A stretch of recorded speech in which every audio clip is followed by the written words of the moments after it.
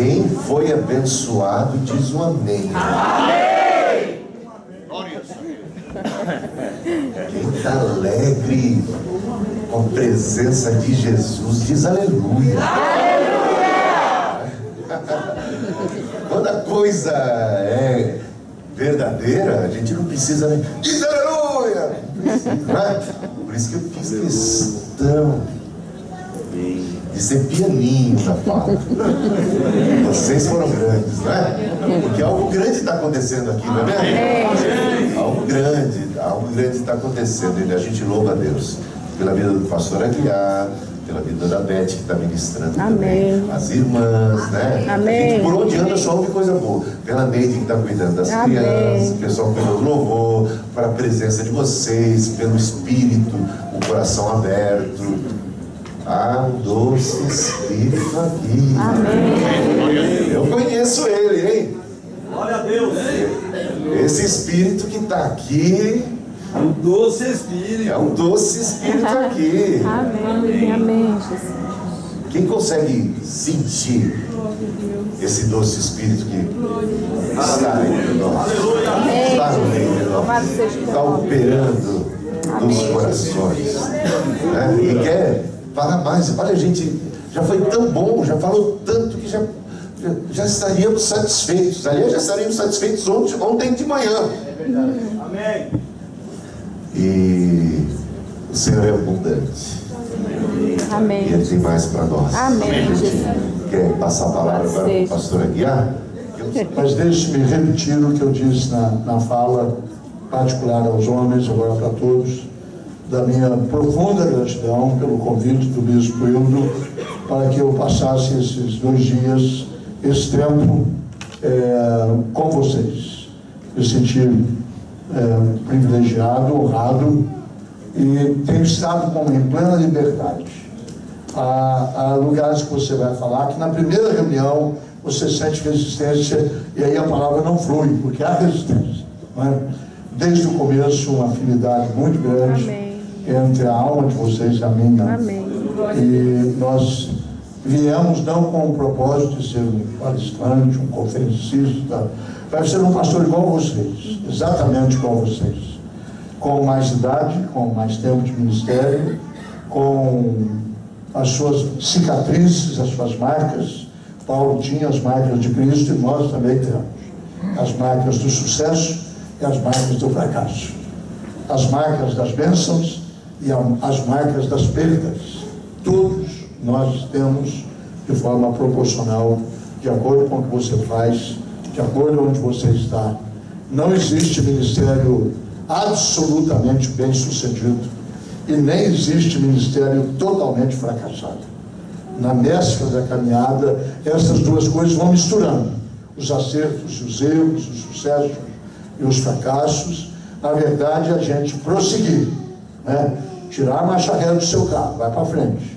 E na proporção em que você vai andando, você vai amadurecendo, você vai aprendendo, você vai deixando Deus passar a lixa. Deus começa com uma lixa 4, aquela que arranca tudo. Depois ele passa 3, depois ele passa 2, depois ele passa 1, depois ele passa 0. Aquela última que o marceneiro passa antes de aplicar o verniz. Mas nós somos madeiras tratadas por Deus. A lixa está comendo. Entendeu? Porque Ele quer nos apresentar perfeitos em Cristo. Amém. Perfeitos em Cristo. Está lá no livro de Efésios, que o propósito do ministério é levar a igreja a um estado de ser apresentada a Cristo. Perfeita, sem mancha, sem ruga, sem coisa semelhante, santa e sem defeito. E nós somos essa igreja. E não conserta no ser na lixa de Deus. Enquanto Deus mete a lixa 4, arranca tudo, entendeu? Sai pele, vai um pouco de osso junto, depois ele vai tratando, depois ele chega a 0, depois ele passa um verniz e a gente fica brilhando, e acha que está brilhando porque é brilhante. É um tratamento de Deus através da vida toda e através das circunstâncias todas que falamos na reunião anterior. Eu gostaria de concluir a minha fala aqui nesse retiro e de novo colocar à minha disposição, depois de setembro, outubro, eu gostaria de ter um sabático de pelo menos 3 meses. Diz que sabático de terça-feira não é sabático, é segunda. É um sabático de segunda-feira. Mas eu pretendo ter um tempinho, estou escrevendo uns 2 livros, eu precisava de tempo para trabalhar, mas eu passo a ficar bastante flexível. Eu só não saio aos domingos, deixa eu dizer isso para vocês, viu? É uma questão de pastor. O lugar de pastor, domingo é na igreja. Eu até sábado eu aceito pregar até na LBV. Entendeu? Deixa eu dar uma se deixar eu pregar, eu prego na igreja católica, no centro espírita, na adventista do 7º dia, entendeu? Nem aí, porque eu vou pregar a mensagem. Se me deixar pregar e escutar o que eu quero, se não me dá o cardápio antes, eu faço o cardápio. Eu vou em qualquer lugar. Eu me coloco à disposição no sentido de ser muito humilde, viu, gente? Nada de querer vender peixe. Mas se você precisar de um pregador para o aniversário da igreja, que seja numa quinta, que seja num sábado, a gente se coloca à disposição através do bispo. O único jeito de me encontrar é através dele. Ele sabe a minha toque, ele sabe que eu não respondo telefonemas e nem respondo dele. Eu tenho o Ernesto, que é meu braço direito, esquerdo, etc. Chega nele, ele fala comigo, eu respondo para ele, ele responde para vocês. Foi um prazer estar aqui, bispo, foi um prazer estar com o irmão. Eu quero hoje terminar falando sobre um caminho mais excelente. Eu sou do tempo da escola, e que você também, que tem mais de 50 anos, era, em que o sistema didático era chamado sistema acumulativo, não é Piaget, que é hoje o sistema mais moderno de educação, e que nós aplicamos no Brasil, é o sistema de Piaget. Naquela ocasião, eu morava na roça, uma cidadezinha de 3 mil habitantes. Meu pai era funcionário de uma fábrica de cimento, que nasceu naquela cidadezinha, ela de 2 mil habitantes, explodiu, hoje tem 20 mil habitantes, cresceu muito. Mas meu pai era um lavrador, um italiano sem letras, não tinha terra, portanto, eu não sei se vocês entendem o que é o meieiro. Sabe o que é meieiro ou não? Meieiro não é fabricante de meia. Meieiro é que trabalha na terra do outro e é chamado a meia. Então, o fazendeiro dá terra e o lavrador dá o trabalho. E ele meia a colheita. Quando termina a colheita, se deu 100 sacos de arroz, 50 é do dono da terra, 50 é do meieiro. Se deu 50 sacos de feijão, 25 sacos do fazendeiro, 25 sacos. Então, em casa tinha sacarias de arroz, feijão, banha. A gente deu assim um fortinho, porque fomos bem tratados, bem alimentados. Nunca tivemos roupa, a roupa de um era do outro. Nós éramos em 5 irmãos e todos concluíram o curso primário com o mesmo paletó. Entendeu? Um era alto, a minha avó soltava a bainha, o que era baixo, a minha avó engolia a bainha, encolhava a manga, e quando eu mudei para Campinas, com 15 anos de idade, esse paletó de Cassimira foi colocado na mala para mim. Eu herdei, então, o único bem que a família tinha, era o paletó velho, né? Mas eu estudava numa escola primária, que a professora primeiro passava o ponto no quadro, você copiava, depois ela explicava o ponto, depois você passava o ponto a limpo no caderno, na limpo, chamava passar a limpo, e depois você devolvia o caderno para ela e ela dava nota de acordo com o caderno. Claro que os meninos sempre tinham o caderno machado de terra, o caderno assim, com orelhinhas, meninas, sabe as meninas, caderno encapado, com florzinha, borboletinha colocada, florzinha, pétala de rosa. Qualquer menino que tinha um caderno assim, a gente duvidava da masculinidade dele. Era meio bicharado o cara dele, entendeu? Mas os meninos... E aí vinha a nota era o seguinte assim, o caderno mais relaxado era regular. Eu tive vários cadernos desse jeito. O segundo caderno, a segunda nota, era bom. A terceira nota era ótimo. E aquele caderno perfeito era excelente. Excelente. Aquelas meninas fresquinhas da igreja, aquelas fresquinhas da igreja, caderno excelente. Aquela coisa toda. Eu, graças a Deus, não tirei nenhuma nota excelente durante o meu curso primário todo. O meu negócio era outro, entendeu? Eu era ser um moleque, jogador de bola, matador de passarinho, e de aprontar aquelas brincadeiras que se faz no interior, que é uma das melhores coisas que existe no mundo, é crescer numa cidade pequena. Todo mundo conhece todo mundo, e todo mundo sabe de quem você é filho.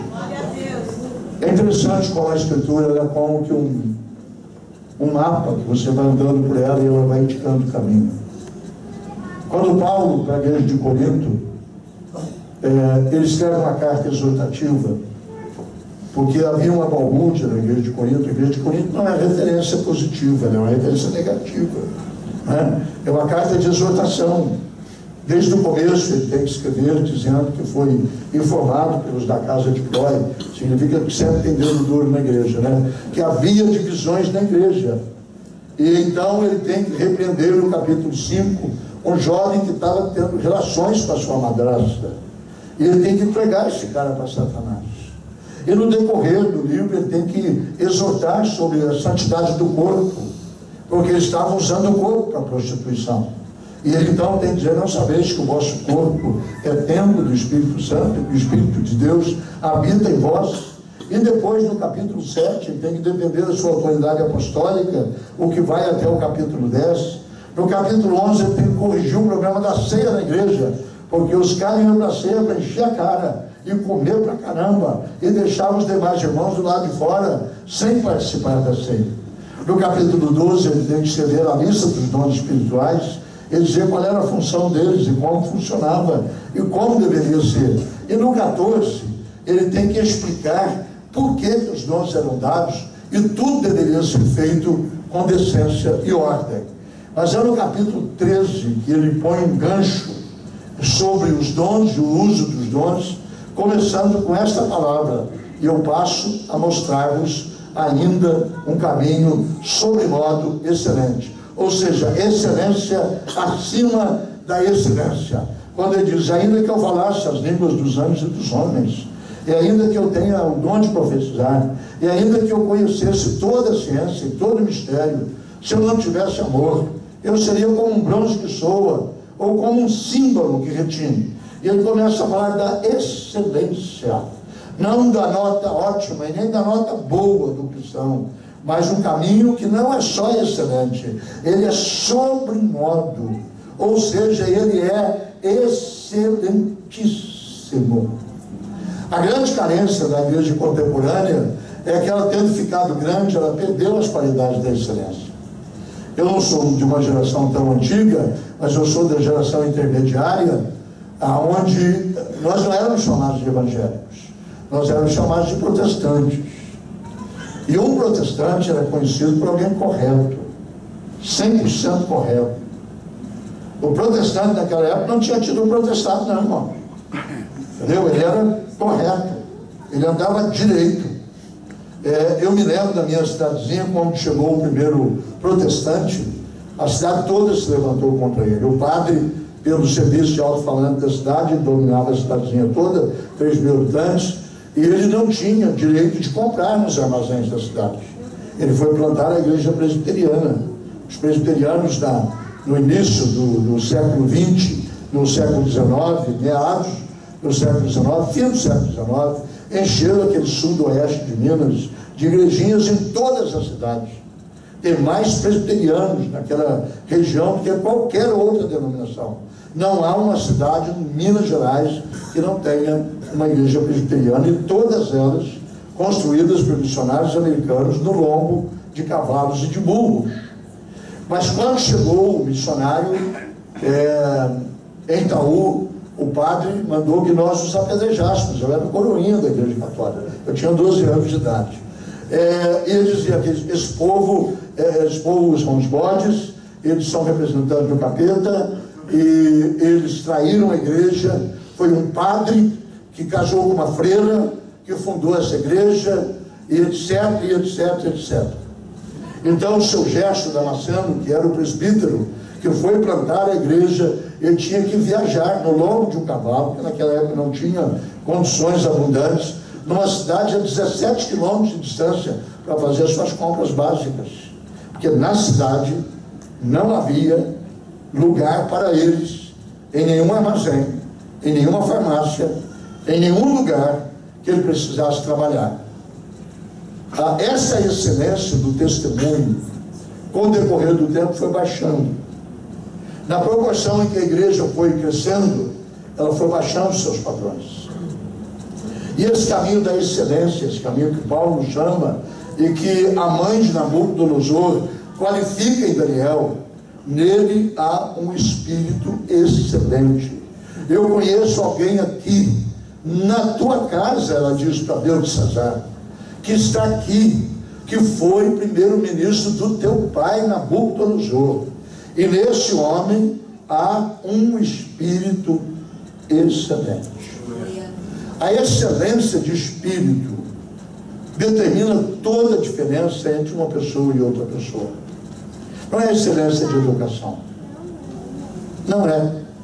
Não é a excelência de hábitos. Há pessoas que assentam à mesa, eu já sentei em mesa, que colocaram tantos talheres que eu não sabia para que era. Eu precisava só de 2, um garfo e uma faca. E tinha um aqui do lado, e a minha esposa, que é muito culta, dizia, olha, esse aqui é do peixe. É porque é do peixe, esse curtinho é do peixe. É porque é de peixe, é feito assim, na sociedade é assim. E você usa as ferramentas de dentro para fora. Irmão, um garfo e uma faca, para mim, tá bom demais, dá conta. Mas existe essa excelência da educação, né? A excelência da etiqueta, né? A pessoa que combina roupa, né? Uma mulher, antes de sair para a igreja ou sair para qualquer coisa, ela cobre a cama de vestidos, quando tem, né? Cobre a cama de vestido, porque isso não combina com isso. Esse sapato não combina com esse negócio. Mas se vocês não sabem, eu vi uns 2 dias com a mesma calça, eu vi os mesmos dias com o mesmo sapato, com a roupa de baixo eu troco. E troquei as camisas simplesmente porque as regiões onde o suor trabalha, produz algo chamado sudorese, que na linguagem popular nada mais é do que CC, entendeu? Então você dá uma tratada no negócio, mas não precisamos combinar. Olha, essa gravata não combina com o terno. Isso é excelência de capricho. Eu não tenho nada contra isso, mas eu sou 100% a favor de alguém, ao ser apresentado, é apresentado como a rainha mãe para o seu filho Beltesazar. Ao apresentar Daniel, disse, tragam este Daniel, porque nele há um espírito excelente. A excelência de espírito é algo que nós estamos procurando. Pastores com espírito excelente, oficiais da igreja com espírito excelente, membros com espírito excelente. Essa é a excelência, essa palavra maior, né? Só tem acima de excelência excelentíssimo, que se usa com uma autoridade maior. Mas essa qualidade da excelência que Paulo, como na introdução disse, no meio daquela balbúrdia da igreja de Corinto, que não sabia tomar ceia, que não sabia usar os dons, que não sabia respeitar as autoridades, ele diz assim, mas eu passo a mostrar-vos ainda um caminho sobre modo acima da excelência. E é este caminho da excelência que eu gostaria de fazer uma rápida narrativa para nós aqui hoje no meio do dia. Como que isso acontece? Acontece num momento de tragédia, porque a excelência, ela se manifesta nos momentos difíceis. Eu ouvi um grande sermão, talvez o último que eu ouvi ao vivo, de Billy Graham, em 1974, com o Maracanã lotado. Ele pregou sobre esse texto da escritura na parede, o dedo na parede, e ele chamou o texto de O Carnaval da Morte. Rio de Janeiro, estado do Carnaval, o tema do Billy Graham foi o Carnaval da Morte. O dedo que escreve na parede, que ninguém consegue interpretar, que a mãe de Beltesazar diz, chame Daniel, porque no tempo de seu pai havia nele um espírito excelente, e Deus colocou sobre ele conhecimento, inteligência, interpretação de sonhos. Deus colocou sobre ele dissipação de enigmas, de sonhos e de solução de casos difíceis. Chamem Daniel. Ah, que bom seria se em São Paulo ou em Campinas, ou seja lá onde nós estivermos, alguém soubesse que na hora da necessidade dissesse a um homem nesta cidade: chame-o, porque ele tem um espírito excelente. E Daniel entra na sala. Daniel entra na sala e o rei está, a Bíblia já diz, com os joelhos como castanhola espanhola, batendo na outra e fazendo tec, tec, tec, tec, tec, tec. Seus lombos caíram, isso aqui chama derrota. Ele está trêmula, o seu semblante está desesperado e diz para Daniel: representa, interpreta, e eu te coloco no lugar mais alto deste trono, deste reino. E lá estavam, todos nós conhecemos de cor as palavras, escrito mene, mene, tekel, parsim. E as palavras: foi pesado, foste na balança e achado em falto, tomado foi o teu reino e dado a outro. E diz a palavra que, terminada a interpretação, o rei cai morto, fulminado. E Daniel é nomeado como um dos grandes da Babilônia, juntamente com mais dois chamados presidentes, e dão a eles uns assessores chamados de sátrapas. O nome já não ajuda muito esse negócio. Olha o nome dos caras: sátrapas. Gosto desse nome. Sátrapas. Sai para trás. Satanás. Esse sátrapas. E aí um conluio, porque você vai ver no verso de número 3, quando há a nomeação dos poderosos, os três agora mandam. Então mesmo Daniel se distinguiu entre os três e entre os sátrapas, porque nele havia o quê? Espírito excelente. Cultura da Bíblia, irmão. Porque nele havia um espírito excelente. A excelência de espírito, você não precisa de ser como no Guedes. Passa no Guedes que brilha. Não, a excelência de espírito, ela brilha naturalmente. Suas atitudes, seu modo de ser, seu modo de agir, especialmente seu modo de reagir, a sua forma determina excelência. É excelência de vida. Claro que se você quer viver uma vida excelente, não há dúvida nenhuma que você vai ter que enfrentar dificuldades. E foi o que aconteceu com Daniel. Porque ele tinha um espírito excelente, ele teve que enfrentar adversidades e acusações dentro do seu grupo de trabalho.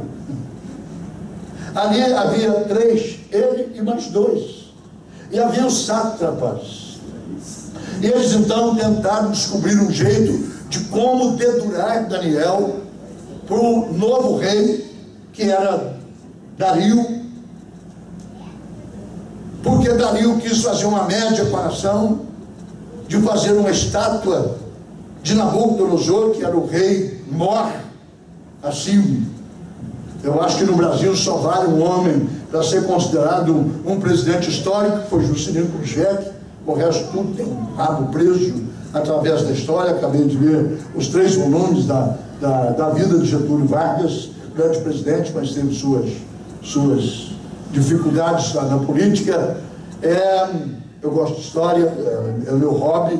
Depois de ter parado de lecionar, eu continuo sendo um leitor compulsivo de biografias. Me ajuda. Se você lê biografias para descobrir os defeitos dos outros e comparar com os seus. Você descobre o defeito de Hitler, diz: não é que eu tenho, né? Aleluia, aleluia. Olha esse negócio ali. Baixa a mão, irmão, baixa a mão. Deixando correr, entendeu? Dá uma maneirada aí na mão. Tem umas coisas que não precisa falar. Eu não sei. Mas ele encontrou inimigos entre os seus. Os que têm espírito excelente provocam reação. Essa reação é em contrário. E eles disseram: olha, nós temos que achar um jeito de derrubar esse cara. Entendeu? Mas eles chegaram à seguinte conclusão. Versículo 4. Os presidentes e os sátrapas procuravam ocasião para acusar a Daniel a respeito do reino, mas não puderam achá-lo. Gente de vida excelente, é difícil você achar brecha. Não puderam achá-la, nem culpa alguma, porque ele era fiel. Não se achava nele nenhum erro, nem culpa. Disseram então estes homens, os sátrapas: nunca, olha a palavra, nunca acharemos ocasião alguma de acusar a este Daniel, se não a procurarmos contra ele na lei do seu Deus. Pessoas de espírito excelente têm relacionamento excelente com Deus. E Daniel, desde que saiu da Babilônia, não aceitou as regras da Babilônia. Quando ele chega moço, aqueles moços selecionados, ele já diz: não como isso aqui, eu não bebo isso aqui eu não faço, isso aqui está definido e nós não vamos, deixa a gente comer aqui as folhas e vocês vão ver daqui a um tempo quem está com melhor saúde, quem come carne de bode, quem come carne de porco e quem come essas coisas daqui, ou nós que vamos ser vegetarianos. E quando examinados, eles estavam melhores do que os outros, porque a excelência de vida se manifesta nas escolhas sábias que nós fazemos nos momentos importantes da nossa vida. E agora eles disseram que a gente só consegue arrumar alguma coisa na vida desse Daniel, no qual há um espírito excelente. E vem então a questão do decreto do rei. O rei decreta que todo mundo tinha que orar voltado para a estátua. E Daniel tinha um hábito que nós ensinamos, nós que somos apequenses, estudados na PEC, não é? Havia aquele cantinho, aquele canto que a gente cantava com as crianças. Daniel orava a Deus 3 vezes. Não canto mais, né, irmãos? A surdeza está com a voz. Quer dizer, Daniel orava a Deus 3 vezes ao dia. E no tempo de aflição, Deus o socorria. E quando ele foi aos leões jogados, não sofreu, porque foi por Deus guardado. Já estou compondo já um novo estrofe, um canto aqui que eu não lembro mais. Daniel todos os dias voltava-se para Jerusalém e orava. E eles levaram então a acusação ao rei. E disseram: rei, nós temos que informar o seguinte: esse Daniel, que o senhor anda caidinho por ele está desobedecendo a tua ordem, e ele está orando ao seu Deus, ele está adorando a um Deus estranho. Qualquer pessoa que tente viver uma excelência de espírito, ele vai incomodar aos outros. Os sátrapas estão em todos os lugares, as pessoas estão vigiando. Houve um período no nosso ministério em Campinas, há uns 25 anos atrás, entrando para 30, que Deus decidiu sorrir sobre nós. Você não consegue provocar as coisas, Deus quem faz. E eu tinha ido ao Rio de Janeiro pregar na igreja Maranata, do pastor Paulo Brito, meu amigo de fé, meu irmão, meu camarada, eu gosto pra caramba de Paulinho e da esposa dele, entendeu? O Paulo é um fenômeno, entendeu? Paulo prega o mesmo sermão há 30 anos. Ele não prega nada, mas ele é um baita cara caixão. Ele canta pra caramba, ele encanta uma reunião. E a Claudete é uma princesa, a melhor arquiteta de acústica, entre as melhores do Brasil. Ela está entre as 5 fantásticas. Somos amigos há 40 anos, desde o tempo que eu pastoreava em Nilópolis. Eu ia ouvir o Paulo, porque ele canta bem pra caramba, mas ele é uma porcaria, entendeu? Mas ele canta muito. Onde que o Paulo entrou aqui? Onde que o Paulo entrou? O sátrapa está em todos os lugares. O sátrapa está em todos os lugares. Os sátrapas estão em todo lugar. É aqui que eu quero dizer. E o Paulo tinha me contado uma história.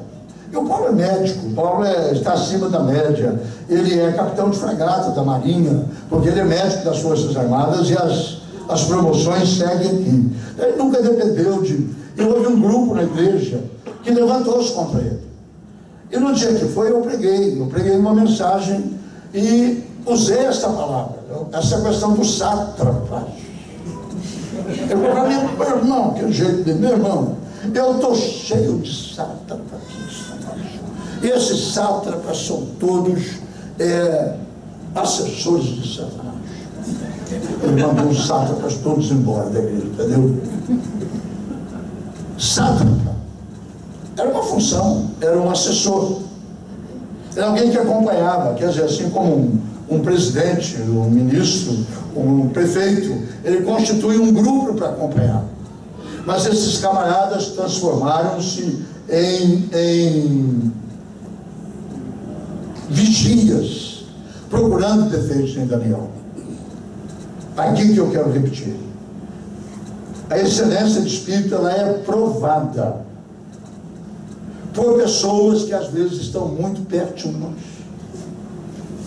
Pessoas que estão andando conosco. E elas provam se nós temos um espírito excelente ou se nós estamos representando uma excelência de vida. O melhor juiz, a melhor juíza da tua excelência de vida é do lado de dentro da tua porta. Quem sabe quem você é de verdade é a Dona Maria. E se você é a pastora, é o seu João. Ele sabe quem é você. Porque em casa nós nos despimos da nossa roupa clerical. Em casa nós nos despimos do nosso academismo eclesiástico. E em casa nós somos o que somos. E é ali que quando eu vejo filhos de pastores começarem a deixar a igreja para ir congregar em outras igrejas, quando eu vejo atitudes de pessoas da intimidade do pastor ir procurar outros lugares para se alimentar. Não estou dizendo a fase da adolescência. A fase da adolescência, todo mundo vai para a bola de neve. Olhemos para uma coisa, hein? Neve derrete. Passou o louvor do trenzinho, todo mundo voltando para casa. Tenha paciência, tenha paciência, tenha paciência, porque neve não tem sabor, neve não alimenta, neve derrete, neve acaba. Tchau. Até nossos filhos, até nossos netos.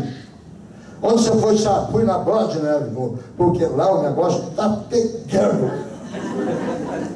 Deixa lá. Deixa lá. Assume o compromisso de pelo menos domingo estar na escola dominical. Que o que forma crente é a escola dominical. Aleluia. Os crentes criados na escola dominical são os crentes bons da igreja. Entendeu? Porque a escola dominical é uma maravilha. Se inventar outra coisa melhor, de grupo pequeno, células, tudo bom, mas nada substitui a escola dominical. Não substitui. Se você parou com a sua escola dominical, dizem que 40% das igrejas do Brasil pararam com a escola dominical, que é uma coisa inventada por homens. Não é. A escola dominical é um bom princípio. A reforma também não foi inventada por Deus, e nós entramos nela. O avivamento brasileiro não foi inventado por Deus, e nós entramos nele. A escola dominical foi inventada há 250 anos pelos ingleses, e nós entramos nela, e tem sido o melhor berço de formação de crentes consistentes. Gente que aprende lá 3 palavrinhas só, eu aprendi de cor, Deus é amor, porque Deus amou o mundo, o Senhor é meu pastor, nada me faltará. Isso entra na cabeça, e você agora já com seus 60, 70, e lá vai para baixo, lá vai para cima, de vez em quando você aperta o botão, chove o versículo, você decorou na escola dominical. Quem foi criado está entendendo. De cor e salteado. O valor inestimável da escola dominical. Daniel era esse moço, com excelência de formação. Ele já veio de Jerusalém para a Babilônia com caráter formado. Então ninguém ia mudá-lo, porque tinha um decreto do rei, que ele agora não podia orar para o seu Deus, e tinha que mudar a direção para o outro lado. Pessoas de espírito excelente têm caráter excelente. Pessoas de espírito excelente têm determinação excelente. São pessoas firmes nas suas convicções, na sua fé. Ele não é um saltador de várias por cima da igreja, e sempre saltando para outra, e sempre saltando para outra, e sempre saltando para outra. Nós somos pastores o tempo suficiente para saber que todo membro que vem de outra igreja falando mal do seu pastor, você será o próximo, querido. E quando ele mudar para outra, quem vai para a frigideira serás tu. Você vai para a frigideira, pode ficar tranquilo, porque quem ama a sua igreja não fica pulando de igreja para lá, de igreja para cá, igreja para lá, igreja para cá. Aí diz: bom, pastor, essa é a igreja dos meus sonhos. Você é carioca, é China, né? Dos meus sonhos. Minha mulher é carioca, então eu brinco muito por causa disso, a diferença dela. Meus sonhos. Sabe do mineiro que subiu no elevador, né, com os cariocas no Rio de Janeiro, e tinha uns 3 cariocas, e eu disse assim, o assessorista 3, e disse para o outro disse 6, e o outro disse 10, o mineiro falou 12.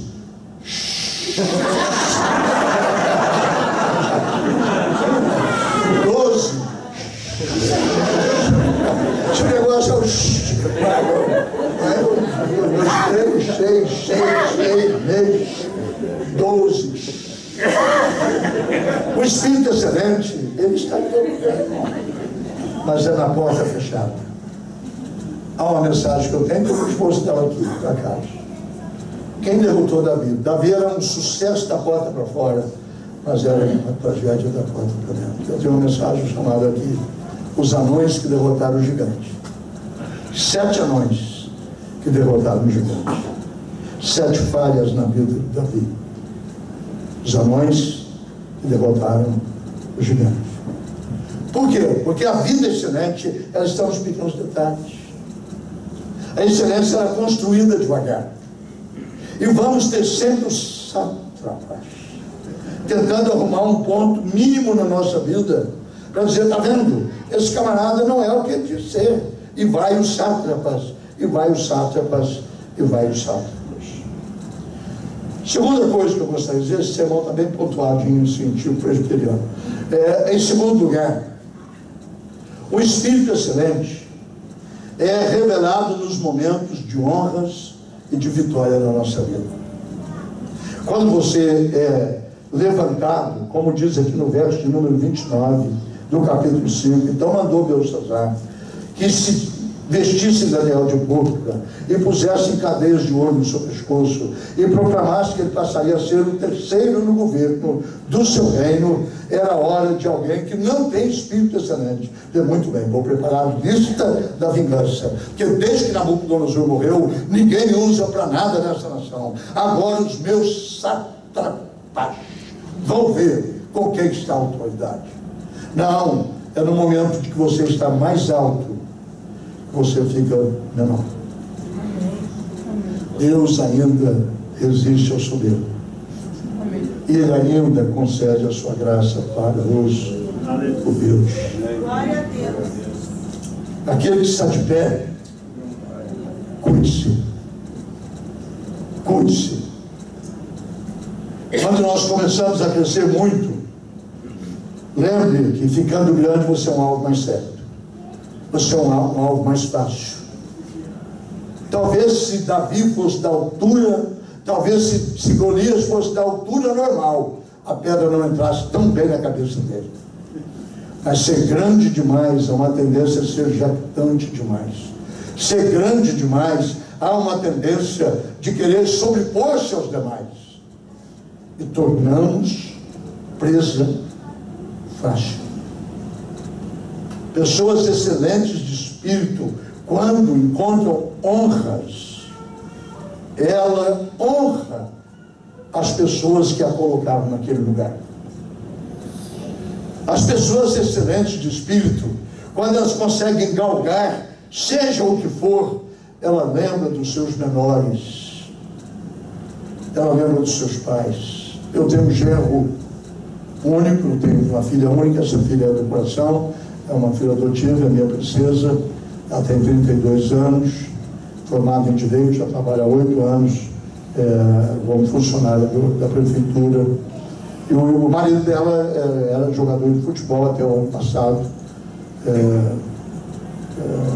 jogador que não se destacou muito, mas jogador profissional, jogou no Guarani, lamentavelmente, jogou no América do Natal, jogou na Poderia do Esporte, jogou no Botafogo de Ribeirão Preto, jogou no Caxias, na cidade de Caxias, jogador razoável, né? Mas nunca recebeu.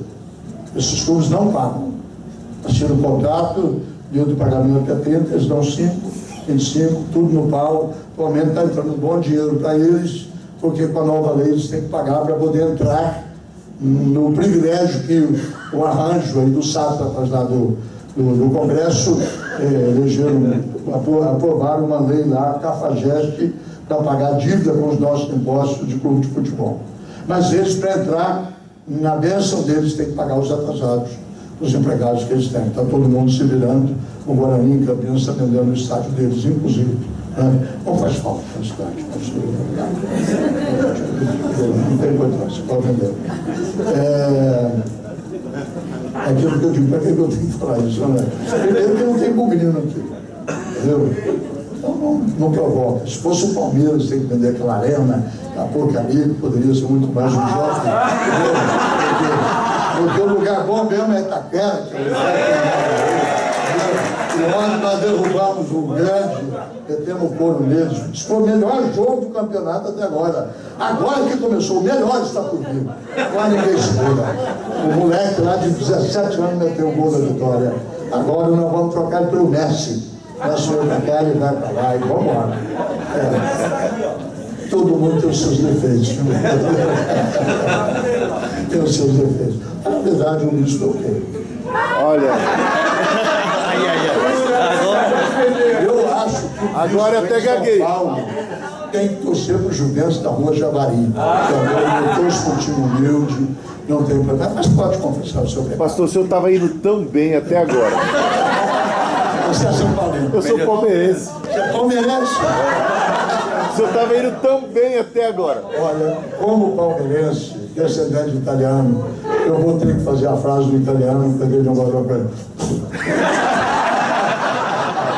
Essa é uma expressão bem italiana. Entendeu? Como é que pode? Um homem tão distinto. Seu corpo. Então, quando o Espírito é excelente, Deus é glorificado. Amém. Deus é honrado.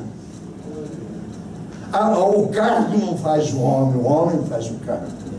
A posição não faz o homem faz a posição. E agora ele é um homem que é tido aqui, ele está ocupando o terceiro lugar do reino. Ele tem poder de mando e de desmando. E é nesses momentos em que nós descobrimos caráter. Caráter é uma coisa que fica escondida. A maior definição de caráter que eu vi foi numa palestra do John Maxwell, que ele diz: caráter é aquilo que você é quando a luz se apaga. Caráter é aquilo que você é quando ninguém está te enxergando, você está no escuro. Aí mostra quem é você. É o que você é quando a luz se apaga. Acabaram os holofotes, acabaram as honras, terminou o congresso. Vamos ver o caráter. Agora é a hora de conhecer o caráter. O próximo ponto é: quando temos um espírito excelente,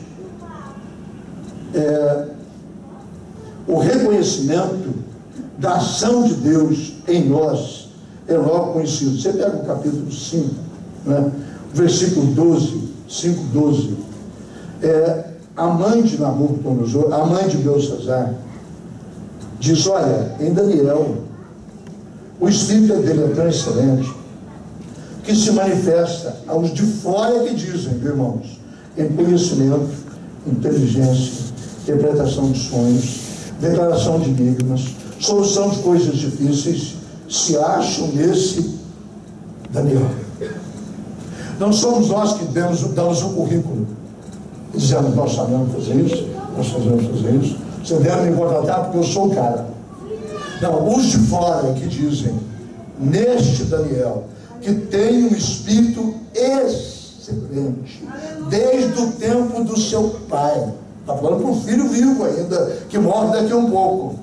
Desde o tempo do seu pai. Nele há qualidades que você não vai encontrar em pessoa nenhuma. Quando temos um espírito excelente, os elogios não são auto-elogios. Elogios vêm de fora. São os outros que dizem a seu respeito. Não é que você diz a seu respeito. Nunca me esqueço de uma história que eu vi, não sei aonde, mas eu quero crer que tenha sido da boca sábia do reverendo Antônio Elias, que eu ouvi muitas vezes, em muitos congressos. Ele diz que um seminarista foi o formado do ano, numa classe de 50, teologandos, ele bate os recordes, nota espetacular, recebe o prêmio de o melhor pregador da classe, o melhor teólogo da classe. E ele, claro, o presbitério logo lhe deu uma igreja razoável. Nunca se dá uma igreja grande com neo-formando, mas ele era o cara. Então a primeira coisa que ele fez, quando ele saiu do seminário presbiteriano, ele comprou uma beca. Eu só vou pegar com beca. Ele comprou uma beca, usam beca aqui ou toga. Tanto faz. Toga, normalmente. Dá para aquele entender. treco. Os pregadores grandes gostam de usar, porque quando abre assim faz mal. Parece que é um anjo, ou então um vampiro. Depende da cara do pregador. Mas ele foi a uma casa e comprou uma toga ou uma beca, e ele chegou ao púlpito assim, pediu que o culto dele fosse precedido de um processional pelos presbíteros da igreja. Tinham 8 presbíteros. Ele pediu que todos fossem de terno preto, e com camisa branca, e com gravata vermelha, para ficar assim, bem republicano mesmo. Era lá nos Estados Unidos essa história. E o camarada então entrou o processional, subiu a escada, os presbíteros entraram e tomaram assento. Ele entrou com aquela beca, com aquela Bíblia bem assim. Eu tenho medo desses pregadores que andam com a Bíblia assim. Ele entrou com a Bíblia assim, sentou naquela cadeira com o espaldar de quase 5 metros de altura, as cadeirolas de bispo.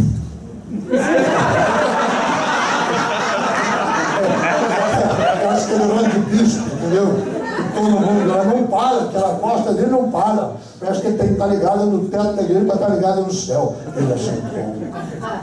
E ele foi para o púlpito e pregou o seu sermão. E o sermão foi um fracasso. Esse sermão cheio de grego, cheio de hebraico, cheio de frases e toma lá e dá cá. Termina o culto, a igreja se vai, um presbítero velho, já retirado, ficou no último banco. Depois do processional, o pastor agora sem toga, encontra o presbítero põe na ombro dele e diz: meu filho, a vida no ministério é um pouco complicada. Sim, mas eu não entendo por que não houve resposta. A minha homilia, tão preparada que foi. O problema não foi sua, foi a sua empáfia.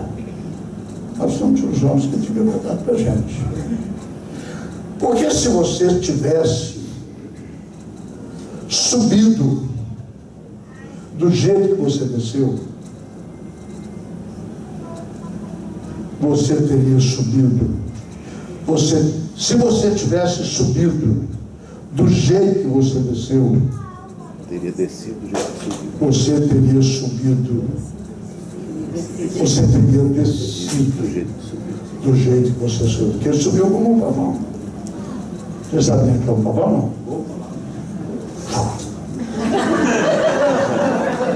Um pavão.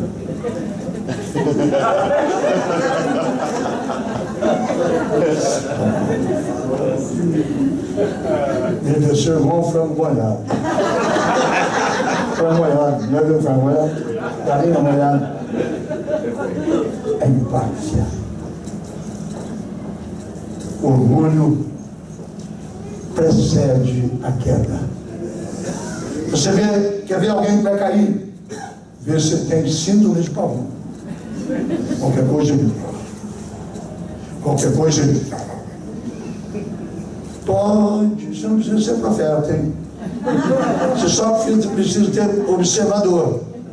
Já o pavão murcha as penas, porque o orgulho precede a queda. Deixe que os outros recomendem, deixe que os outros reconheçam, deixe que os outros digam, deixe que os outros digam, que fale, que pense, deixa isso para lá, vem para cá, o que tem? Não estou fazendo nada, você também, deixa que digam, mas deixa que eles digam.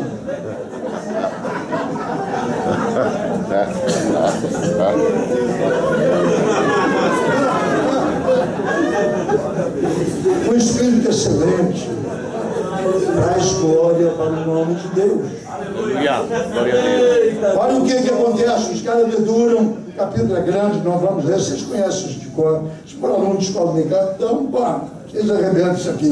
Daniel é condenado, só que ele já tinha evangelizado o rei estava truta com ele, e o rei ficou sentido que tinha sido Daniel, e ele vai lá para aquela cova do leão e diz que o rei não dorme aquela noite inteira. A Bíblia diz que o rei não dorme. Daniel está na cova dos leões, já está lançado, e agora será possível? E há uma cena linda aqui nessa virada de texto. Ele levanta pela manhã, vai até a beira da cova dos leões, versículo 20, diz: Daniel, olha o reconhecimento de onde vem, hein? Aleluia! Servo do Deus vivo. Aleluia! Você não precisa dizer, eu sou servo do Deus vivo.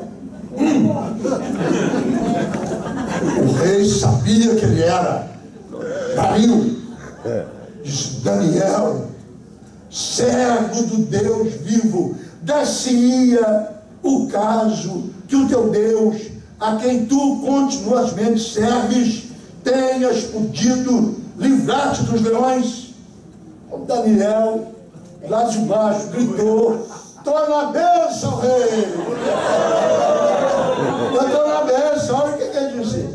Então Daniel falou: ó rei, vive eternamente, porque eu vou viver, cara, entendeu? Dá um jeito de aceitar esse Deus. O meu Deus enviou o seu anjo, fechou a boca dos leões, para que não me fizessem dano, porque foi achado em mim grife na sua vida, foi achado em mim inocência. Ninguém resiste um homem de coração puro, ninguém resiste um homem de espírito excelente. Foi achado em mim inocência. O próprio leões disseram: não vamos com esse cara, ele é bom demais. Os leões fizeram um concílio leonino. O presidente do Supremo Conselho, o bispo dos leões, disseram: esse homem nós não vamos comer, mas vai ter janta boa amanhã, hein? Segura as pontas. E olha o que aconteceu. Eu fico fascinado com essa palavra inocência. Vai ser farta mesmo. Porque inocência é uma palavra muito simples, mas ela é muito profunda. É a criança recém-nascida, ela é inocente. Ou não foi achado em mim nada, em minha inocência diante dele. Também contra ti, ó rei, não cometi nada. Quem é reto para com Deus, é reto para com os homens. Deus diz que eu sou inocente, e ele diz também que contra o Senhor eu não cometi nenhum delito. E aí a coisa vai. Então o rei se alegrou sob bandeira, mandou tirar Daniel da cova. Daniel foi tirado da cova, e finalmente, e nenhum dano se achou nele, porque creram em Deus. Pronto, aqui está bom demais, não está? Vocês acham que está bom demais? O próximo capítulo aqui é uma dessa. Olha o capítulo da Bíblia. Então o rei ordenou, e foram trazidos aqueles homens, os sátrapas, e os dois conluios dos sátrapas. Os leões iam comer um só. Daniel falou: vamos ter um culto de oração aqui hoje à noite. Vamos orar. Vamos orar pelo milagre da multiplicação. Em vez de vocês comerem um judeu magro, Deus vai mandar no lugar amanhã cedo uma meia dúzia de carne nova para todo mundo aqui. E como são 5 ou 6 leões, ao invés de vocês dividirem esse ralé, porque você tem que subir para ser exaltado, né, irmão? Essa carne seca, amanhã vai vir um banquete para vocês aqui só de filé mignon. Vamos lá, joelho aí, leões. E ouve o urro do leão. Glória a Deus.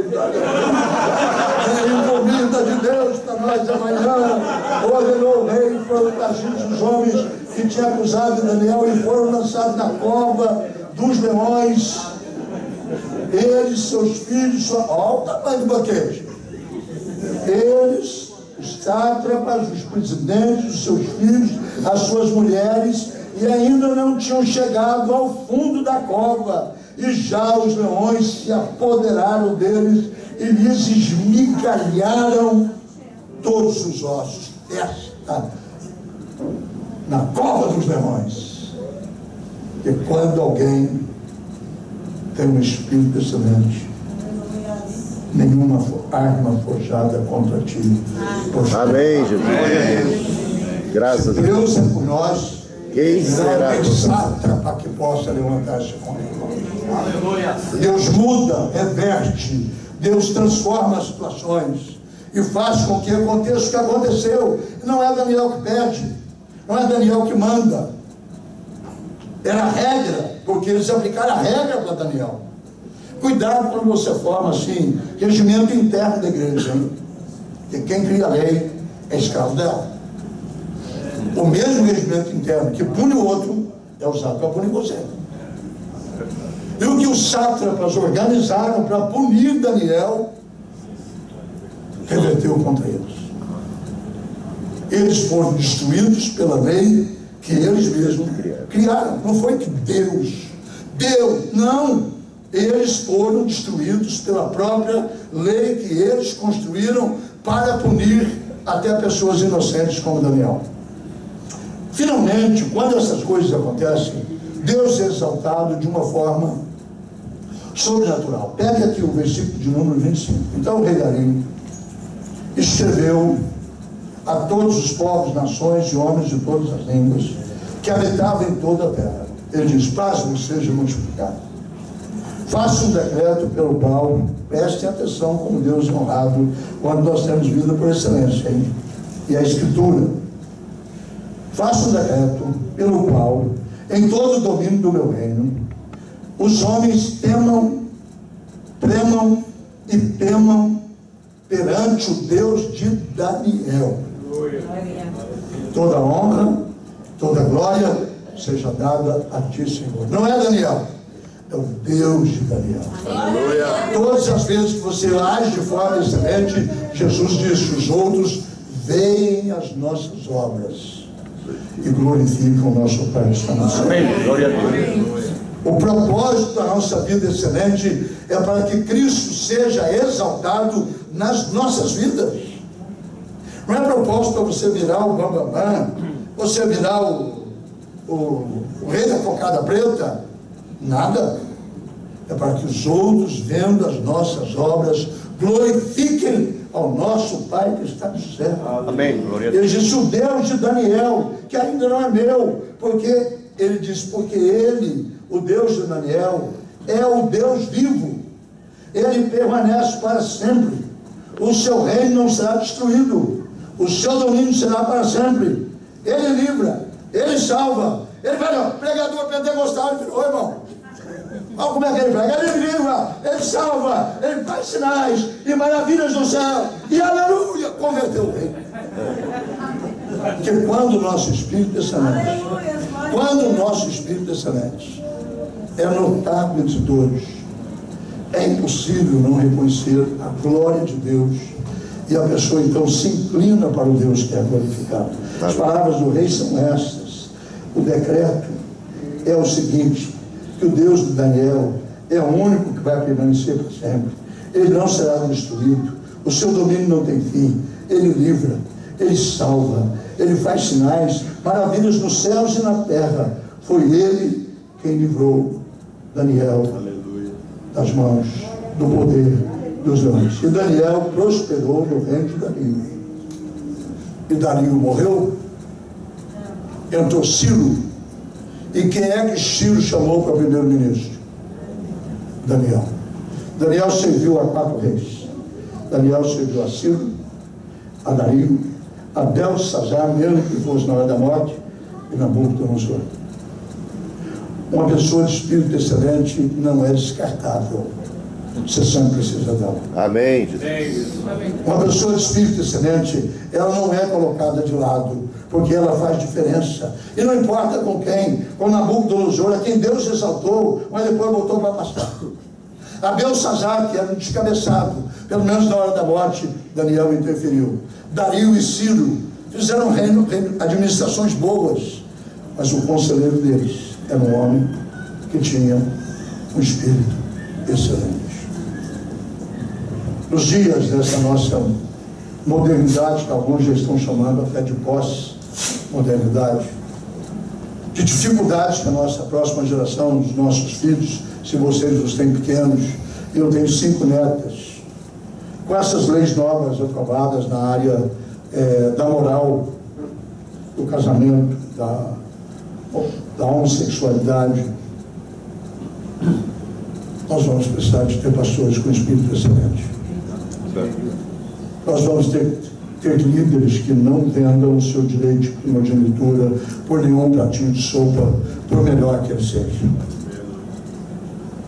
Nessa próxima etapa, dos próximos 20 anos, mormente os próximos 20 anos, quando essas leis, né, de gênero, uma criança chega na escola, o que você é? Eu sou um gênero. Sou um gênero. Diz que durante a guerra chamada constitucionalista, que São Paulo misturou numa guerrinha com Minas Gerais, e teve uma história muito interessante, que tinha um mineiro que morava exatamente na divisa. Um dia passou um batalhão, ele subiu num pé de jaca, foi lá para cima. Soldado chegaram embaixo e falou: o que você é? Ele, achando que o batalhão era de mineiro, eles, mineiro, os caras enfiaram uma vara nele, derrubaram ele no chão, era paulista, deram uma surra nele, quebraram ele no pau, e só não mataram porque acho que não valia a pena matar aquele mineiro, não. Ele conseguiu melhorar, botou a samura no corpo e tomou um chá lá de quebra-pedra. Passou um mês, ele ouviu um tropel de cavalo. Subiu lá no pé de jaca outra vez, subiu no pau de jaca. Os meninos gritaram: o que você é? Falei: tá vendo, sou jaca. Sou jaca. Eu sou jaca, meu filho. A próxima vez que eu disse que eu levei um pau danado, chegou show. Quem está dizendo que subiu no pé de jaca, agarrou no pé de jaca, é jaca. Nós vamos ter que definir quem nós somos. Esse negócio agora. Nós temos escola, uma escola com 600 alunos, de pré-escola até colegial. Nós já definimos. Aprova ou não esse negócio de gênero. Nós vamos chamar homem, chamar mulher de mulher. Nós não aceitaremos professores que sejam homossexuais. E nem professores que confessam ter uma tendência para lesbianismo. Vamos mandar embora e vamos para o pau. E vai ter pau. Nós não contrataremos professores que não sejam cristãos, professos, não confessos, professos. E nós vamos ter problema. Mas chegou a hora de quem tem espírito de excelência colocar em pé. Bater a nossa bandeira ensanguentada na frente e dizer como Moisés disse: sua nação não tem bandeira. Ele diz: Jeová Nissi. E vocês sabem qual é a tradução: o Senhor é a nossa bandeira. Nós entraremos numa fase da história cultural do nosso país, em que não sabemos como será a próxima geração que vai regir os professores novos, que daqui a 25 anos estarão lecionando, os médicos novos, que daqui a 30 anos estarão clinicando, os advogados novos, que daqui a 30 anos estarão advogando, os juízes togados, que daqui a 35 anos estarão julgando. Dentro dessa balbúrdia de colocar Deus de lado e voltar a um humanismo de direitos de minorias, sem representação, ter os mesmos direitos das maiorias e fazer o país parar para atender minorias. Não é minorias raciais, é minorias comportamentais que a Bíblia condena. E se nós nos acompliciarmos, entramos na condenação bíblica, que diz que não só concordamos, mas nos tornamos cúmplices das suas obras malignas. Precisa levantar uma geração de pastores, de pastoras, de líderes que tenha um espírito excelente. E vai dizer: levante a estátua que vocês quiserem, levante os postulados que vocês quiserem. Nossa regra de fé e prática é a palavra de Deus. E o Deus da Bíblia criou macho e fêmea, homem e mulher. Amém, Jesus. Ele não fez mistura. O cachorro casa com a cadela. O gato, você nunca viu um gato casado com um rato. Você nunca viu um animal que não é da espécie misturar-se com a outra espécie. Deus criou a mulher com seus órgãos todos para procriar, e o homem para reproduzir. O acasalamento de dois homens, de duas mulheres, é uma agressão não só a Deus, mas à lógica. Você quer ver acabar com eles? Eu tenho uma ideia. Pega as terras dessas devolutas nossas, entre o Pantanal e o Amazonas. Passa uma cerca, põe toda a mulher junto com a mulher vivendo aqui por 50 anos. E tem todo homem juntado com o homem do outro lado. Daí 50 anos você volta lá. Morreram todos e não nasceu ninguém. Porque mulher não fecunda mulher e homem não fecunda homem. Verdade. Quer acabar com isso? Separa todo mundo, dá um país para eles. A bandeira arco-íris para a turma de lá. E pro lado de cá eu não sei qual é a cor deles. É a mesma coisa. Mas nós não podemos baixar a nossa guarda. Mas nós temos que ter cuidado, porque nós não nos comprometamos. Não, nosso compromisso é com a velha cruz. Amém. Nosso compromisso é com o sangue derramado na cruz. Amém. Nosso compromisso é com a igreja sem mancha, sem ruga, santa e sem defeito. Aleluia. É tempo de gente com espírito excelente. Nada de meia boca. Nada de mais ou menos. Nada assim, não, eu tenho posição definida. Quer escutar, pode pôr o microfone na minha boca. Mas vamos para Deus, eu estou precisando descansar mesmo. Me mete uma cela aí uns 30 dias. Não tenho problema, não tenho medo. Nós temos que ter coragem. Nossos cultos são transmitidos pela internet. E vai. E eu estou falando aqui no púlpito, é daqui para frente. Qualquer dia o senhor vai ser preso. Deixe não me deixe morrer de fome, não. Aliás, as igrejas só têm avivamento quando tira o pastor da igreja e prende ele. A igreja pega fome. Mas todo mundo orar, agora nós temos, aí Deus vem e dá um avivamento. Se eu vou ser o instrumento do avivamento da igreja, pode mandar prender. Entendeu? Não tem importância mesmo. Daniel tinha o quê? Espírito excelente. É isso que Deus espera de você. Amém. Eu não quero que você seja um pregador excelente. Eu não quero que você seja um mestre excelente. Se você puder, vai bem. Eu não quero que você seja um cantor excelente. Se você puder, vai bem. Mas ele espera de você que os outros, vendo as suas obras, glorifiquem ao teu Deus que está no céu. Só Deus pode produzir um cara desse, com um espírito tão excelente como esse Deus de Daniel. Amém. Mais uma vez. Glória a Deus.